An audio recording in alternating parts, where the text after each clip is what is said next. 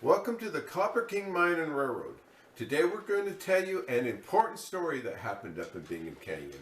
That's the story of Rafael Lopez, better known as Red Lopez. So stay tuned.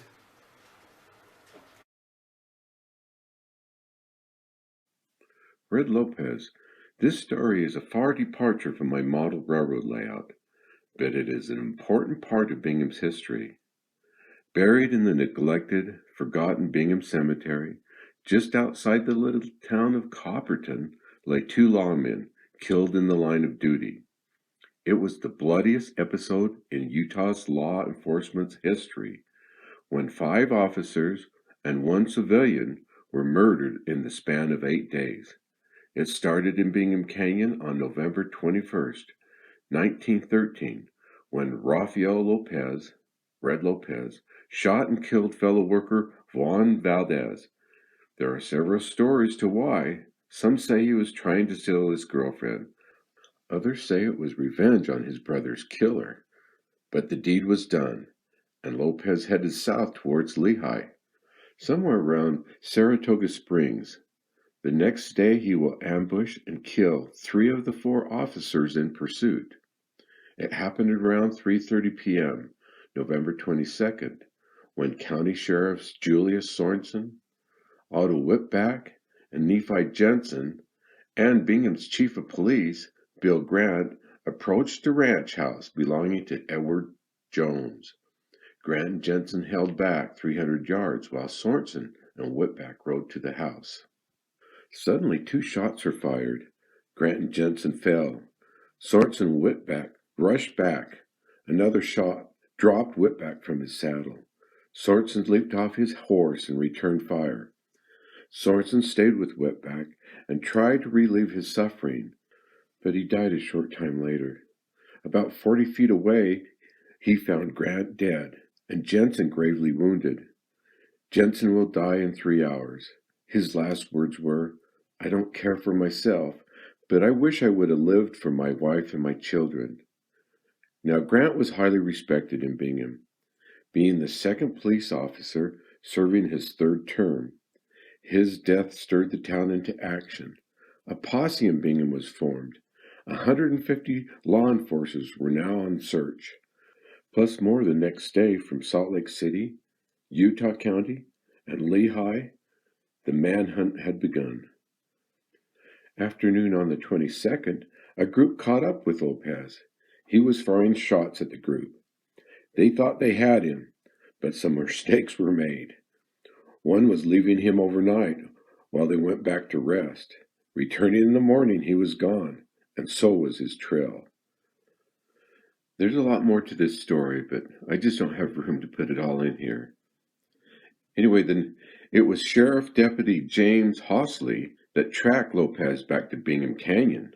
People thought he was crazy for thinking that Lopez would return to the scene of the crime. But on November 26, a former friend of Lopez, Mike Stefano, who lived in the Apex shack near the mini mine, finally confessed that Lopez took his rifle, shells, food, clothes, and blankets, then entered the mini mine. Law officers converged on the Apex mines. They sealed off the openings, and they built a large fire in an attempt to smoke Lopez out. When the fires burned out, a search was made inside the mine, but no sign of Lopez. November 29th, they tried again. 4 men loaded bales of hay into an ore car, then up the incline to start another fire. 4 shots were fired, killing 2 of the men, Vasco Mandarich and James Douglas Hosley. Both were shot in the back. Fires were started again, guards were doubled. Then after 5 days, the barricades removed and the fires extinguished. When the air cleared and the extensive search was conducted, but no Lopez. Miners went back to work. Over time, some say they gave Lopez food. Others say he took food at gunpoint. He had been a miner for quite some time. He knew the mine well. He just went from mine shaft to mine shaft, living off people's box lunches. Eventually, Lopez just vanished and was forgotten. Lopez was never found.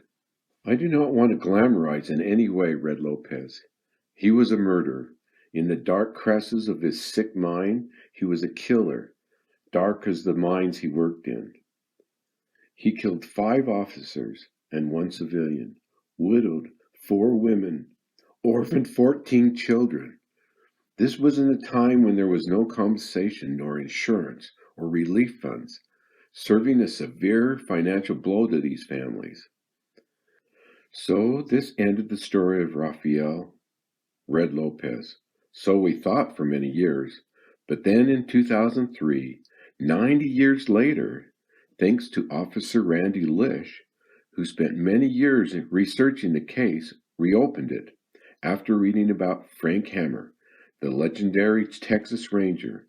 He was the one who set up the ambush of Bonnie and Clyde.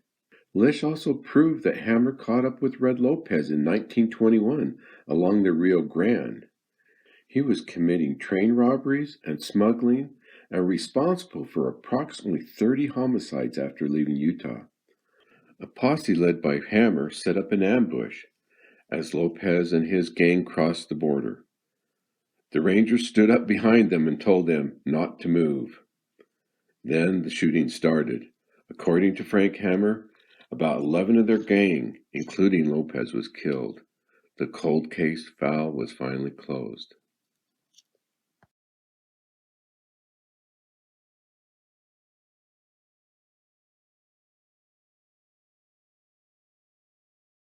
So let's talk about some of these pictures. Some of these pictures are from old newspapers, so they're not in very good shape. This picture was taken up in Highland Boy behind the McKinsick boarding house up in Sap Gulch. Now this was the boarding house where Lopez shot Juan Valdez. Now this picture is of the Joneses Ranch. Now it's a later picture, and they think this is where it was at. And then this is a picture of the thicket and the ditch where Lopez shot from, killed the officers. Now this is a wonderful picture of the police department. Bill Grant, he's sitting on the front row right there. He's second from the right.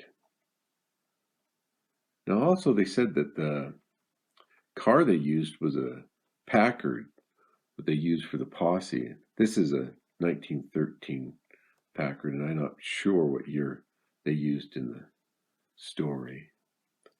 This map right here is from the book Old Reliable by Lynn Bailey, and it shows the trail and the chase, what went on the 22nd. Now this is where the lawmen went back to rest overnight. They said they went to the Modessa Hotel. That was a brand new hotel they had built for $15,000. Then here's some later pictures of the old foundation. And then also some of them went to Camp Floyd, Fairfield, and I'm not sure this is the boarding house or the hotel they stayed in, but this is an old one they have down there in Fairfield. We just have a composite drawing of James D. Hawsley. Now he's one of the ones that's buried down in the Bingham Cemetery. They didn't know exactly where he's buried, and so they just put this headstone up down there. And this is supposed to be the cabin of Mike Stefano, where he gave Lopez supplies and actually threatened him not to tell anybody.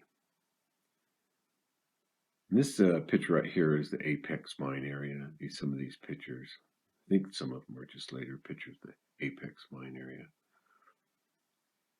Now this shows the mini mine, and it's labeled right here. You can see it's labeled right there. And then this is looking up into Sap Gulch. And then the pictures we have of Vasco Mandarich, it's really poor quality. Here's a drawing of him. Now it says right here that it was this is his wife and his 2 children. So I don't know, it kind of says, it's wrote on it says Jensen on there, I think, but I'm not sure. But in the book I was reading, it said that was Mandarich's wife and children. And then this map shows the workings of the Apex mine. And they have little labels where it says they found food and bedding. It shows the anti-incline where he took the shots at the officers and killed 2 of the other officers. Then we have these pictures of Frank Hammer. Now this one was in the 1920s, and he killed Lopez in 1921, so I thought this was the best picture to show here. And this is a later picture of Raphael, or Red Lopez. It's said that after this picture was taken, he shot and killed the photographer. So that's pretty strange. And this is a picture of Red Lopez and his gang. You see right here.